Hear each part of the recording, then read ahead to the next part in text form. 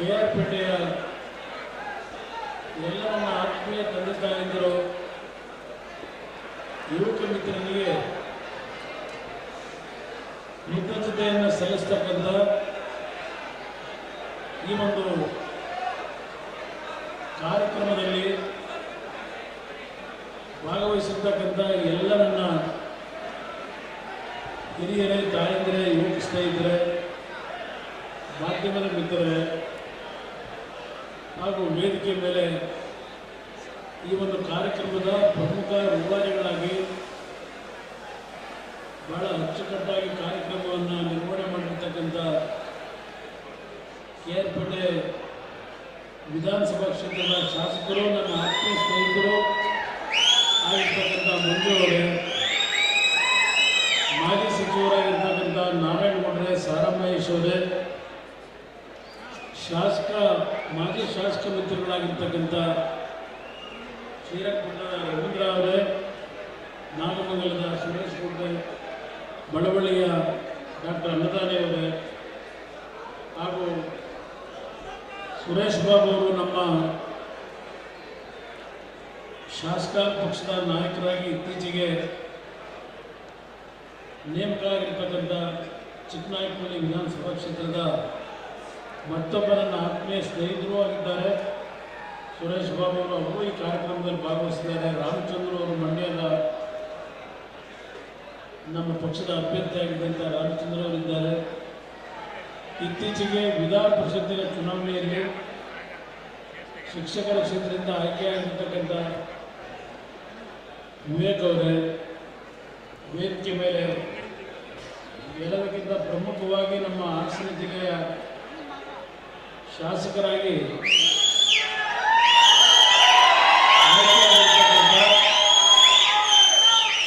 ಮತ್ತೊಬ್ಬ ಆತ್ಮೀಯ ಸ್ನೇಹಿತ ಸ್ವರೂಪ್ ಅವರೇ ಮತ್ತು ಚನ್ನರಾಯಪಟ್ಟಣದ ಶಾಸಕ ಮಿತ್ರರಾಗಿರ್ತಕ್ಕಂಥ ಬಾಲಕೃಷ್ಣ ಅವರೇ, ಪುಟ್ಟಸ್ವಾಮಿ ಅವರೇ, ನಮ್ಮ ಮುದ್ದೂರಿನ ಸ್ವಾಮಿ ಅವರೇ, ಜಿಲ್ಲಾ ಘಟಕದ ಅಧ್ಯಕ್ಷರಾಗಿರ್ತಕ್ಕಂಥ ರಮೇಶ್ ಅವರೇ, ಯಾರೂ ಅನ್ಯತಾ ಭಾವಿಸಬೇಡಿ, ಎಲ್ಲರ ಹೆಸರನ್ನ ಹೇಳಲಿಕ್ಕೆ ಹೋದರೆ ಈ ಮತ್ತಿನ್ನೊಂದು 15-20 ನಿಮಿಷ ಆಗಬೇಕಾಯಿತು.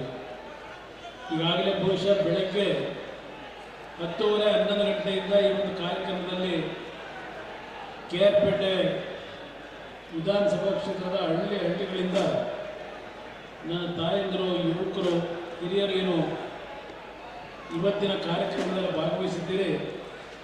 ಬಹುಶಃ ನಮ್ಮ ತಾಯಂದಿರು ಪ್ರತಿದಿನದ ಅವರ ಕುಟುಂಬದ ನಿರ್ವಹಣೆ ಮಾಡ್ತಕ್ಕಂಥದ್ದಕ್ಕೆ ಹೆಚ್ಚಿನ ಜವಾಬ್ದಾರಿ ನಿರ್ವಹಿಸಬೇಕಾದಂಥ ನಮ್ಮ ತಾಯಂದಿರು ಹಾಲನ್ನು ಕರೆಯಲಿಕ್ಕೆ ಹೋಗಬೇಕಾಗ್ತದೆ. ನಮ್ಮ ಬದುಕಿಗೆ, ರೈತರ ಬದುಕಿಗೆ ಹೆಚ್ಚಿನ ರೀತಿಯಲ್ಲಿ ಹಸುಗಳನ್ನು ಸಾಕಿ ನಮ್ಮ ತಾಯಂದಿರು ಕುಟುಂಬಗಳನ್ನು ನಿರ್ವಹಣೆ ಮಾಡ್ತಕ್ಕಂಥದ್ದನ್ನು ನಾವೇ ನೋಡ್ತೇವೆ. 4 ಗಂಟೆಯ ಸಮಯ ಆಗ್ತಾಯಿದೆ. ಅದರಿಂದ ಪ್ರಥಮವಾಗಿ ನಿಮ್ಮೆಲ್ಲರಲ್ಲಿ ಕ್ಷಮೆ ಕೋರ್ತಕ್ಕಂಥವ್ರ ಜೊತೆಯಲ್ಲಿ ಇವತ್ತು ಈ ಒಂದು ಸ್ಥಾನದಿಂದ ನಾನು ತಮ್ಮೆಲ್ಲರನ್ನು ಉದ್ದೇಶಿಸಿ ಮಾತನಾಡ್ತಾ ಇರ್ತಕ್ಕಂಥ ಒಂದು ಶಕ್ತಿಯನ್ನು ನಮ್ಮ ಪಕ್ಷಕ್ಕೆ ಸನ್ಮಾನ್ಯ ದೇವೇಗೌಡರಿಗೆ ನೀಡಿರ್ತಕ್ಕಂಥ ಮಂಡ್ಯ ಜಿಲ್ಲೆಯ ಎಲ್ಲ ನನ್ನ ಮತದಾರ ಬಂಧುಗಳು, ತಂದೆ ತಾಯಿಗಳೇನಿದ್ದೀರಿ, ಯುವಕರೇನಿದ್ದೀರಿ, ನಿಮಗೆ ಮತ್ತೊಮ್ಮೆ ನನ್ನ ಕೃತಜ್ಞತೆಗಳನ್ನು ಈ ಒಂದು KR ಪೇಟೆಯ ಈ ಒಂದು ಕಾರ್ಯಕ್ರಮದಲ್ಲಿ ಪುನರುಚ್ಚಾರ ಮಾಡಲಿಕ್ಕೆ ಬಯಸ್ತಾ ಇದ್ದೇನೆ. ಈಗಾಗಲೇ ಮಂಡ್ಯದಲ್ಲೂ ಸಭೆಗಳಾಗಿದೆ. ಮೊನ್ನೆ ಹೋದ ವಾರ ಪಾಂಡವಪುರದಲ್ಲಿ ಅತ್ಯಂತ ದೊಡ್ಡ ಮಟ್ಟದ ಸಭೆ ಅಲ್ಲೂ ನಡೆದಿದೆ.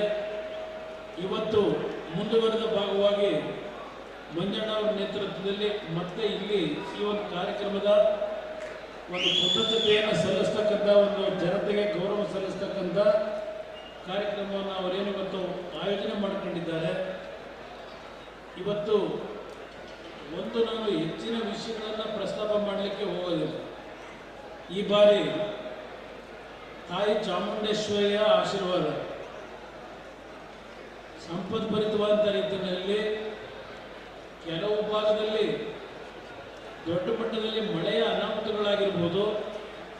ಆದರೆ ವಿಶೇಷವಾಗಿ ನಮ್ಮ ಮಂಡ್ಯ ಜಿಲ್ಲೆಯ ಜನತೆಯ ಜೀವನದಲ್ಲಿ ರಾಜ್ಯದಲ್ಲಿ ಜೀವನಾಡಿಯಾಗಿರ್ತಕ್ಕಂಥ ಕಾವೇರಿಯ ಎಲ್ಲ ಜಲಾಶಯಗಳು ಸಂಪೂರ್ಣವಾಗಿ ಭರ್ತಿ ಆಗ್ತಕ್ಕಂಥ ನಿಟ್ಟಿನಲ್ಲಿ ಆ ತಾಯಿ ಚಾಮುಂಡೇಶ್ವರಿಯ ಆಶೀರ್ವಾದ ನಮ್ಮೆಲ್ಲರಿಗೆ ದೊರಕಿರ್ತಕ್ಕಂಥದ್ದು. ಈ ವರ್ಷವಾದರೂ ನಮ್ಮ ಜನತೆ 2 ಬೆಳೆ ಭತ್ತವನ್ನು ಬೆಳೆಯಲಿಕ್ಕೆ ಸಾಧ್ಯ ಆಗುತ್ತೆ ಅನ್ನೋಂಥಕ್ಕಂಥದ್ದು ನನ್ನ ಅಭಿಪ್ರಾಯ. ಕಳೆದ ವರ್ಷ ಈ ಒಂದು ಜಿಲ್ಲೆಯ ಜನತೆಯ ನೋವುಗಳನ್ನು ಗಮನಿಸಿದ್ದೇವೆ. ನನ್ನ ಬಗ್ಗೆ ಟೀಕೆ ಟಿಪ್ಪಣಿಗಳನ್ನು ಮಾಡೋದು, ಸರ್ವ ಪಕ್ಷಗಳ ಸಭೆಗೆ ನಾನು ಹೋಗಲಿಲ್ಲ ಅಂತ ಹೇಳಿ ಕಾಂಗ್ರೆಸ್ ನಾಯಕರು ಅದಿದ್ದೋ ಸೋಷಿಯಲ್ ಮೀಡಿಯಾದಲ್ಲಿ ಟ್ವೀಟ್ ಮಾಡ್ತಾರೆ ಅಂತಕ್ಕಂಥದ್ದು ಹೇಳ್ತಾರೆ. ನಾನು ಮಂಡ್ಯ ಜಿಲ್ಲೆಯ ಜನತೆಗೆ, ರಾಜ್ಯದ ಜನತೆಗೆ, ಮಾಧ್ಯಮದ ಸ್ನೇಹಿತರು ಕೂತಿದ್ದೀನಿ, ಮಾಧ್ಯಮದ ಸ್ನೇಹಿತರು ಸಹ ಇದ್ದಾರೆ.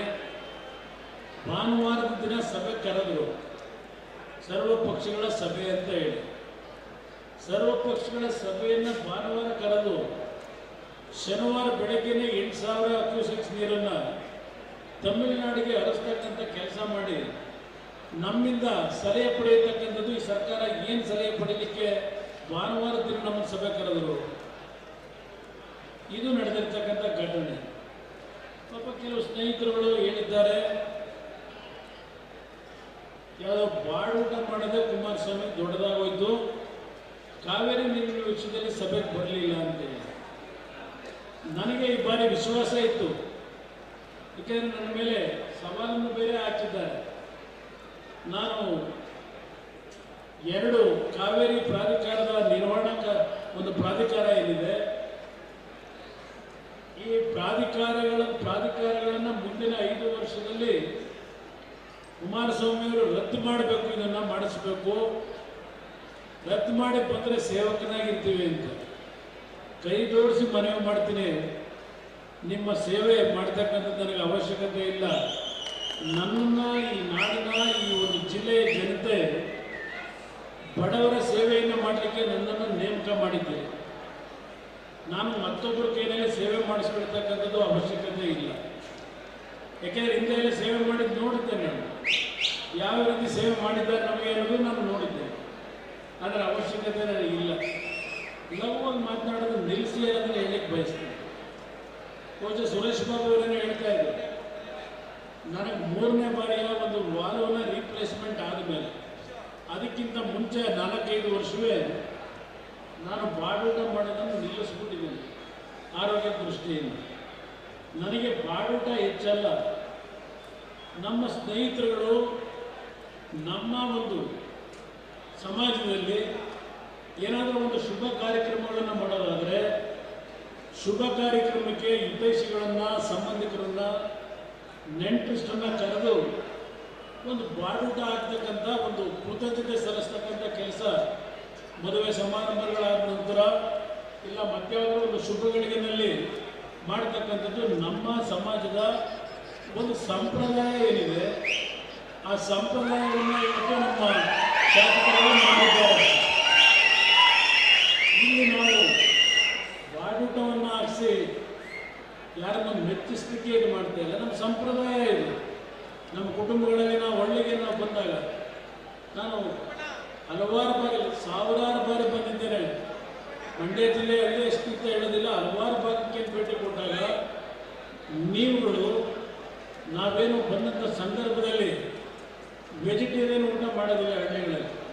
ನಮಗೂ ಸಹ ಇಲ್ಲ, ನಿಮ್ಮ ಶಕ್ತಿಯಾನುಸಾರ ಕುರಿಯನ್ನು ಕಳೆದು ಊಟ ಆಗ್ತಕ್ಕಂಥದ್ದು, ಇಲ್ಲಾಂದರೆ ಕೋಳಿನಾದರೂ ಇವತ್ತು ಊಟಕ್ಕೆ ಉಪಯೋಗ ಮಾಡ್ತಕ್ಕಂಥದ್ದು ನಿಮ್ಮ ಸಂಪ್ರದಾಯಗಳಲ್ಲಿ.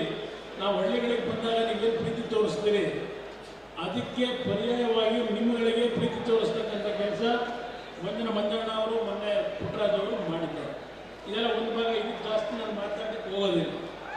ನಾನು ಸಾಂಕೇತಿಕವಾಗಿ ಮುಂದೆ ಹೇಳಿದ್ದೇನೆ.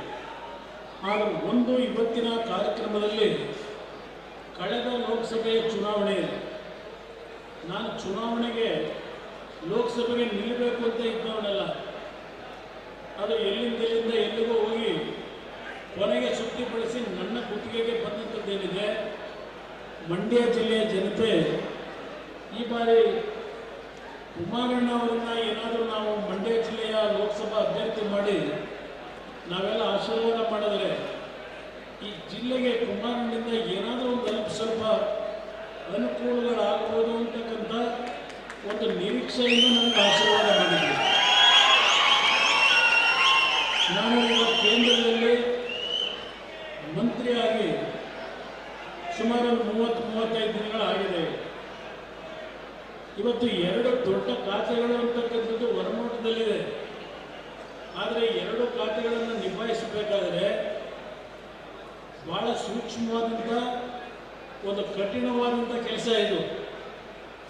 ಇವತ್ತು 2 ಬೃಹತ್ ಇಲಾಖೆಗಳನ್ನು ಗೌರವಾನ್ವಿತ ದೇಶದ ಪ್ರಧಾನಮಂತ್ರಿಗಳು ನರೇಂದ್ರ ಮೋದಿಯವರು ನನಗೆ ಇವತ್ತು ಈ ಒಂದು ಅವಕಾಶವನ್ನು ಕೊಡಲಿಕ್ಕೆ ಪ್ರಮುಖವಾದಂಥ ಕಾರಣ, ಈ ಬಾರಿ ರಾಜ್ಯದ ನಮ್ಮ ಹಳೆಯ ಕರ್ನಾಟಕದಲ್ಲಿ ಸನ್ಮಾನ್ಯ ದೇವೇಗೌಡರ 60 ವರ್ಷಗಳ ರಾಜಕೀಯ ಜೀವನ, ಅವರಿಗೆ ಕೊನೆಯ ಹಂತದಲ್ಲಿ ಇರ್ತಕ್ಕಂಥವರು. ಅವರ ರಾಜಕೀಯದ ಸುದೀರ್ಘ ಜೀವನದಲ್ಲಿ ಯಾವ ನಮ್ಮ ಒಕ್ಕಲಿಗ ಸಮಾಜ ಅವರನ್ನು ಸುದೀರ್ಘವಾಗಿ ಶಕ್ತಿ ತುಂಬಿ ಬೆಳೆಸಿದರೆ, ಅದೇ ರೀತಿಯ ಒಂದು ಶಕ್ತಿಯನ್ನು ಈ ಒಂದು ಚುನಾವಣೆಯಲ್ಲಿ ನಮ್ಮ ಜನತೆ ಈ ಒಂದು ಹಳೆ ಕರ್ನಾಟಕದ ಭಾಗದಲ್ಲಿ ತಾವೇನು ಆಶೀರ್ವಾದ ಮಾಡಿದ್ರೆ ಆ ಆಶೀರ್ವಾದಕ್ಕೆ ಗೌರವವನ್ನು ಸಲ್ಲಿಸಬೇಕು ಅಂತ ಹೇಳಿ ಈ 2 ಇಲಾಖೆಗಳನ್ನು ಏನು ಕೊಟ್ಟಿದ್ದಾರೆ. ಈ 2 ಇಲಾಖೆಗಳು ನನಗೆ ದೊರಕಲಿಕ್ಕೆ ಕಾರಣ ಇಲ್ಲಿ ನಡೆದಿರ್ತಕ್ಕಂಥ ನನ್ನ ತಂದೆ ತಾಯಿಗಳ ನಿಮ್ಮ ಶ್ರಮ. ಇದು ನಿಮ್ಮ ಶ್ರಮ. ನೀವು ಇವತ್ತೇನು ಮೊದಲನೇ ಹಂತದಲ್ಲಿ 14 ಲೋಕಸಭಾ ಕ್ಷೇತ್ರದಲ್ಲಿ 12 ಲೋಕಸಭಾ ಕ್ಷೇತ್ರಗಳಲ್ಲಿ ನಮ್ಮ ಅಭ್ಯರ್ಥಿಗಳನ್ನು ಗೆಲ್ಲಿಸಿಕೊಟ್ಟಿದ್ದೀರಿ. ಅದನ್ನು ಗಮನದಲ್ಲಿಟ್ಕೊಂಡೆ ಇವತ್ತು ನರೇಂದ್ರ ಮೋದಿಯವರು ಈ ಭಾಗದ ಜನತೆಗೆ ಗೌರವವನ್ನು ಕೊಡಬೇಕು ಅಂತಕ್ಕಂಥ ಹಿನ್ನೆಲೆಯಲ್ಲಿ ನೀವು ಪ್ರೀತಿಯಿಂದ ಬೆಳೆಸಿರ್ತಕ್ಕಂಥ ನಿಮ್ಮ ಕುಟುಂಬದ ಅಣ್ಣನೋ ತಮ್ಮನೋ ಅಂತಕ್ಕಂಥ ಭಾವನೆಯನ್ನು ನಾನು ಹೃದಯದಲ್ಲಿ ಇಟ್ಕೊಂಡಿದ್ದೇನೆ, ನಿಮ್ಮ ಹೃದಯದಲ್ಲಿ ಇಟ್ಕೊಂಡಿದ್ದೀರಿ. ಈ ಕೀರ್ತಿ ನಿಮಗೆ ಸಲ್ಲುತ್ತದೆ. ಇದು ಈ ಕೀರ್ತಿಯನ್ನು ನರೇಂದ್ರ ಮೋದಿಯವರು ನಿಮಗೆ ಕೊಟ್ಟಿದ್ದಾರೆ. ಇವತ್ತು ಅದಷ್ಟೇ ಅಲ್ಲ, ಇವತ್ತು ಕೇಂದ್ರ ಸರ್ಕಾರದಲ್ಲಿ ಮತ್ತೆರಡು ಪ್ರಮುಖ ತೀರ್ಮಾನಗಳನ್ನು ಮಾಡ್ತಕ್ಕಂಥ ಒಂದು ಅವಕಾಶವನ್ನು, ಜವಾಬ್ದಾರಿಯನ್ನು ನನಗೆ ನೀಡಲಿಕ್ಕೆ ಕಾರಣ ಅದು ಸಹ ನಿಮ್ಮ ಒಂದು ಆಶೀರ್ವಾದ ಅನ್ನೋದು ನಾನು ಮರೆಯಲಿಕ್ಕೆ ಸಾಧ್ಯ ಇಲ್ಲ. ಇವತ್ತು ಕೇಂದ್ರದಲ್ಲಿ 2 ಇಲಾಖೆಗಳನ್ನು ನಡೆಸ್ತಕ್ಕಂಥ ಜವಾಬ್ದಾರಿ ಅಷ್ಟೇ ಅಲ್ಲ, ಈ ದೇಶದ ಆರ್ಥಿಕವಾದ ಕಾರ್ಯಕ್ರಮಗಳನ್ನು ಯಾವ ರೀತಿಯಲ್ಲಿ ತರಬೇಕು ಅಂತಕ್ಕಂಥ ನಿಟ್ಟಿನಲ್ಲಿ ಒಂದು ಎಕನಾಮಿಕ್ ಅಫೇರ್ಸ್ ಕಮಿಟಿ ಅಂತಕ್ಕಂಥದ್ದು ಏನಿದೆ, ಆ ಕಮಿಟಿಯ ಒಬ್ಬ ಸದಸ್ಯನಾಗಿ ನನ್ನನ್ನು ನೇಮಕ ಮಾಡಿರ್ತಕ್ಕಂಥದ್ದು ಸಹ ಆ ಕೀರ್ತಿಯು ನಿಮಗೆ ಸಿಗಬೇಕು ಅನ್ನೋದು. ಅದರ ಜೊತೆಯಲ್ಲಿ ಯಾವೊಂದು ನೀತಿ ಆಯೋಗ ಅಂತಕ್ಕಂಥದ್ದು ರಚನೆಯಾಗಿದೆ. ಆ ನೀತಿ ಆಯೋಗದ ಅಧ್ಯಕ್ಷರು ಗೌರವಾನ್ವಿತ ಪ್ರಧಾನಮಂತ್ರಿಗಳು, ಅವರ ಜೊತೆಯಲ್ಲಿ 3 ಜನ ಮೆಂಬರ್ಸ್ಗಳಿದ್ದಾರೆ ಮತ್ತು ಕೆಲವು ಕೇಂದ್ರದ ಮಂತ್ರಿಗಳನ್ನು ಆ ಒಂದು ಕಮಿಟಿಯಲ್ಲಿ ಏನು ನೇಮಕ ಮಾಡ್ತಾರೆ. ಈ ದೇಶದಲ್ಲಿ ಮುಂದಿನ ದಿನಗಳಲ್ಲಿ ಯಾವ ಯಾವ ಭಾಗಕ್ಕೆ ಏನೇನು ಕಾರ್ಯಕ್ರಮಗಳನ್ನು ಜಾರಿಗೆ ತರಬೇಕು ಅಂತಕ್ಕಂಥದ್ದು ಆ ನೀತಿ ಆಯೋಗದಲ್ಲಿ ತೀರ್ಮಾನಗಳಾಗುತ್ತೆ. ಅಂಥ ಒಂದು ತೀರ್ಮಾನ ಮಾಡ್ತಕ್ಕಂಥ ನೀತಿ ಆಯೋಗದಲ್ಲಿ ಇವತ್ತು ನಿಮ್ಮ ಕುಟುಂಬದ ಅಣ್ಣನೋ ತಮ್ಮನೋ ಆಗಿರ್ತಕ್ಕಂಥ ಕುಮಾರಸ್ವಾಮಿಯನ್ನು ಇವತ್ತೇನಾದರೂ ಗುರುತಿಸಿದ್ರೆ ಅದಕ್ಕೆ ಕರ್ನಾಟಕ ರಾಜ್ಯದ ನಮ್ಮ ಜನತೆಯ ಆಶೀರ್ವಾದ ಕಾರಣ ಅಂತಕ್ಕಂಥದ್ದನ್ನು ಮರೀತಕ್ಕಂಥವರಲ್ಲ ನಾನು. ಇವತ್ತು ಇಂಥ ಒಂದು ಜವಾಬ್ದಾರಿಗಳನ್ನು ಕೊಟ್ಟಿದ್ದಾರೆ. ನಮ್ಮ ಜಿಲ್ಲೆಯ ಜನತೆಯಲ್ಲಿ ಒಂದು ಭಾವನೆ ಇದೆ. ಇವತ್ತು ಮಂಡ್ಯ ಜಿಲ್ಲೆಯಲ್ಲಿ ಕಳೆದ ಚುನಾವಣೆಯಲ್ಲಿ ಬಹುಶಃ ಪಕ್ಷ ಭೇದವನ್ನು ಮರೆತು ಕಾಂಗ್ರೆಸ್ನ ಅಭಿಮಾನಿಗಳು ಸಹ ಇವತ್ತು ನಮ್ಮ ಒಂದು ಅಭ್ಯರ್ಥಿಯಾಗಿ ಆಯ್ಕೆ ಮಾಡಬೇಕು, ಒಂದು NDA ಅಭ್ಯರ್ಥಿ ಅಂತಕ್ಕಂಥ ಹಿನ್ನೆಲೆಯಲ್ಲಿ ಕಾಂಗ್ರೆಸ್ಸು ದಳ BJP ಅಂತಕ್ಕಂಥದ್ದನ್ನು ನೋಡದೆ ಹಲವಾರು ಪಕ್ಷಗಳ ಹಿರಿಯರು, ಯುವಕರು, ತಾಯಂದರು ನನಗೇನು ಆಶೀರ್ವಾದ ಮಾಡಿದ್ದೀರಿ. ಒಂದು ಮಾತನ್ನು ನಿಮ್ಮ ಗಮನಕ್ಕೆ ನಾನು ತರಲಿಕ್ಕೆ ಬಯಸ್ತೀನಿ. ನನ್ನ ಮೇಲೆ ಭಾಳ ನಿರೀಕ್ಷೆ ಇಟ್ಕೊಂಡಿದ್ದೀರಿ. ನಿಮ್ಮ ನಿರೀಕ್ಷೆಯನ್ನು ನಾನು ಹುಸಿಗೊಳಿಸೋದಿಲ್ಲ. ಆದರೆ ನನಗೆ ಸ್ವಲ್ಪ ಸಮಯ ಬೇಕು. ಒಂದು ರಾತ್ರಿನಲ್ಲಿ ಎಲ್ಲ ರೀತಿಯ ಬದಲಾವಣೆಗಳನ್ನು ತರಲಿಕ್ಕೆ ಸಾಧ್ಯ ಇಲ್ಲ. ಒಂದೇ ರಾತ್ರಿನಲ್ಲಿ ಏಕೆಂದರೆ ಕೇಂದ್ರದಲ್ಲಿ ಹಲವಾರು ರೀತಿಯ ಏನೊಂದು ಯೋಜನೆಗಳನ್ನು ನಾವು ತರಬೇಕಾದರೆ ಹಿಂದೆ ಇದ್ದಂಥ ಸರ್ಕಾರಗಳು ಯಾವ ತೀರ್ಮಾನಗಳನ್ನು ಮಾಡಿದ್ದಾವೆ ಆ ತೀರ್ಮಾನಗಳನ್ನು ಬದಲಾವಣೆ ಮಾಡಬೇಕಾದಂಥ ಪರಿಸ್ಥಿತಿಯಲ್ಲಿದ್ದೇವೆ. ಉದಾಹರಣೆಗೆ ನಮ್ಮ VSL ಯಾವೊಂದು ನಮ್ಮ ಮೈಸೂರಿನ ಮಹಾರಾಜರು ಕೃಷ್ಣರಾಜ ಒಡೆಯರವರು ಏನು ಒಂದು ದೂರದೃಷ್ಟಿಯಿಂದ ಭದ್ರಾವತಿಯಲ್ಲಿ ವಿಶ್ವೇಶ್ವರಯ್ಯನವರ ನೇತೃತ್ವದಲ್ಲಿ ಮಾರ್ಗದರ್ಶನದಲ್ಲಿ 1953ನೇ ಇಸ್ವಿ, ನಾನಿನ್ನೂ ಹುಟ್ಟೇ ಇರಲಿಲ್ಲ, 1953ರಲ್ಲಿ ಭದ್ರಾವತಿಯನ್ನು ಸ್ಥಾಪನೆ ಮಾಡ್ತಕ್ಕಂಥ ತೀರ್ಮಾನ ಅವತ್ತು ಮಾಡಿದಂಥದ್ದೇನಿದೆ, ಇವತ್ತು ಕಾರ್ಖಾನೆಯನ್ನು ಸಂಪೂರ್ಣವಾಗಿ ಬಂದ್ ಮಾಡಿದೆ.